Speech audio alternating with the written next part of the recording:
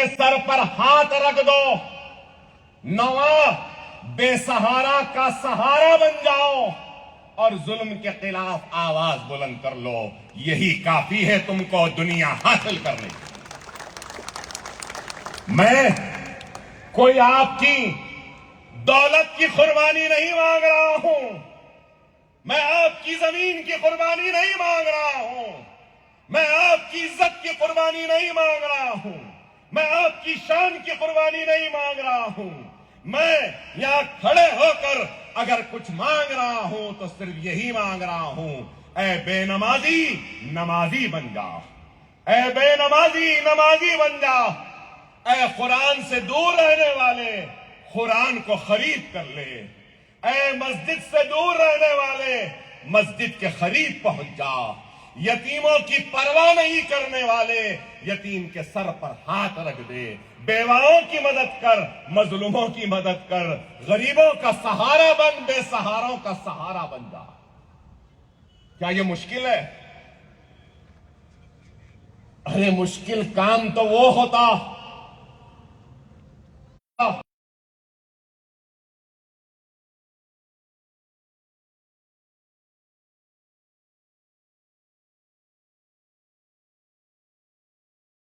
اللہ کی اطاعت، ایثار و قربانی کے حکم ہوا تو تعمیر کی. ارے یہی ہے حج. کیا عالم ہے، کیا عرفات کا میدان ہے، سفید روئی کے پہاڑ کے مانند بس دعائیں ہو رہی ہیں. ارے دیکھو، امیر و غریب، رئیس یا غریب، بادشاہ یا پھر رعایا، بڑا چھوٹا، ہر کوئی بس ایک جگہ برابر جمع ہے اور اللہ کے آگے ہاتھ پھیلائے مانگ رہا ہے. اتحاد ہے، مرکز ہے.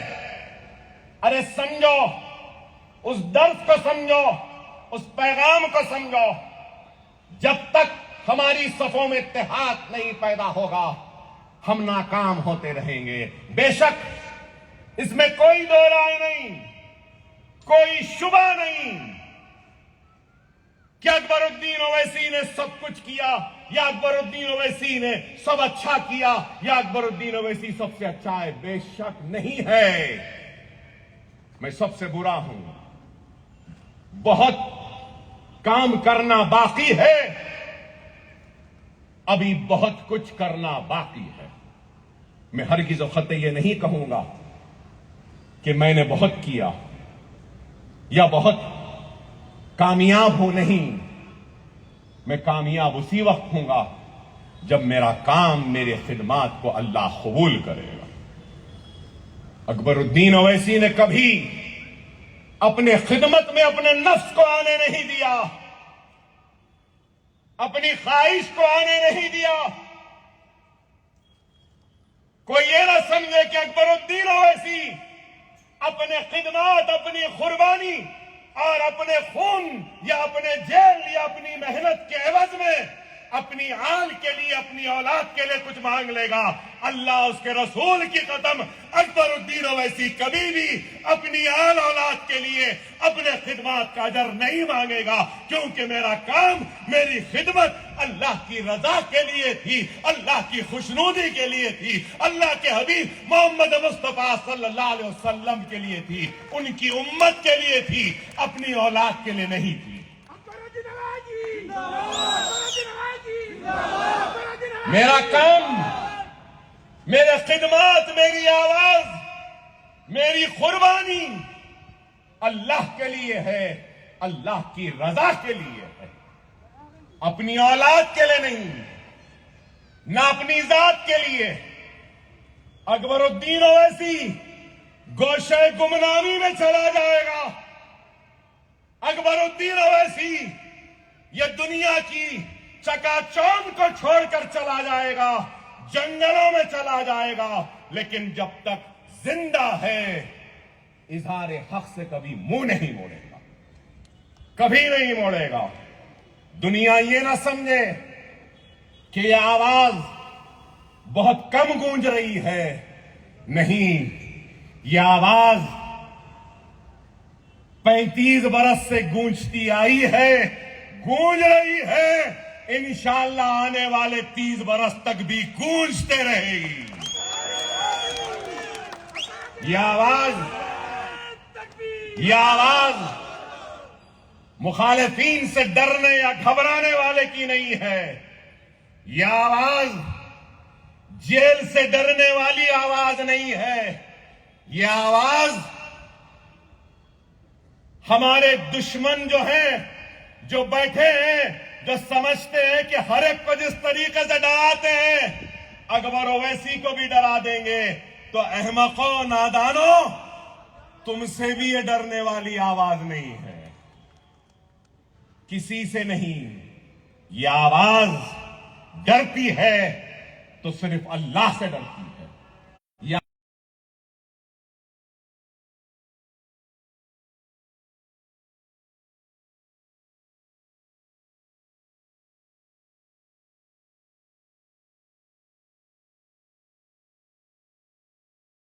آتی ہے تو کملی والے کی امتیوں کے حق کے لیے اٹھتی ہے. یہ آواز اٹھتی ہے تو مجلس اتحاد المسلمین کے لیے اٹھتی ہے. یہ آواز نہ کبھی دبی تھی، نہ کبھی ڈری تھی، نہ آنے والے کل میں ڈرے گی یا کسی سے گھبرائے گی.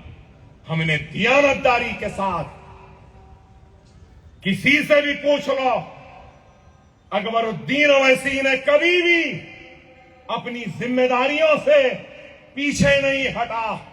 اکبر اویسی نے کبھی بے ایمانی نہیں کی، دھوکے بازی نہیں کی. اللہ کا شکر ہے کہ حرام بھی نہیں کمایا. اللہ نے جو دیا وہ بانٹا ہے قوم کو، دیا ہے قوم کو. اللہ جتنا دے گا اتنا قوم کو دیتا رہوں گا. اپنی اولاد کو کم، اپنی قوم کو، اپنی جماعت کے لیے زندہ تھا، زندہ ہوں اور رہوں. اپنی زندگی کو ایک مقصد کے تحت جیو. اکبر اویسی کا مقصد اتحاد، اکبر الدین اویسی کا مقصد تعلیم، اکبر اویسی کا مقصد آپ کا حق، اکبر اویسی کا مقصد آپ کے لیے انصاف طلب کرنا. اور مجلس کا مقصد بھی یہی ہے. مجلس کا کیا ہے؟ کمزور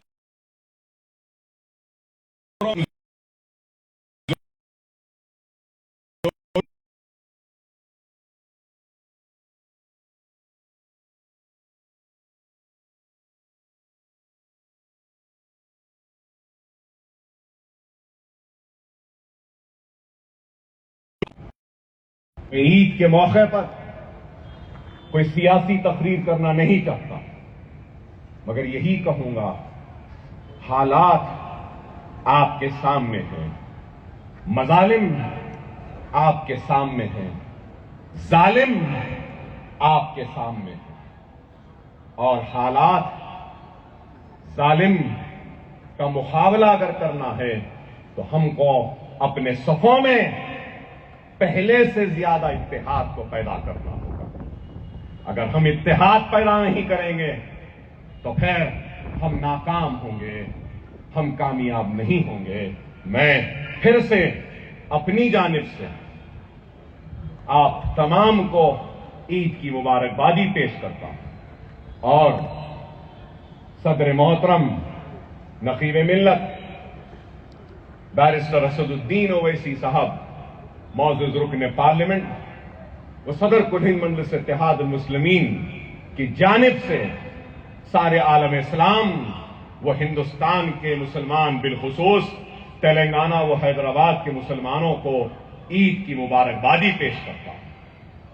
اور امید کرتا ہوں کہ ہم اس عید قربانی کے درس کو نہ صرف سمجھیں گے بلکہ اپنی زندگیوں میں اس کو شامل کر لیں گے.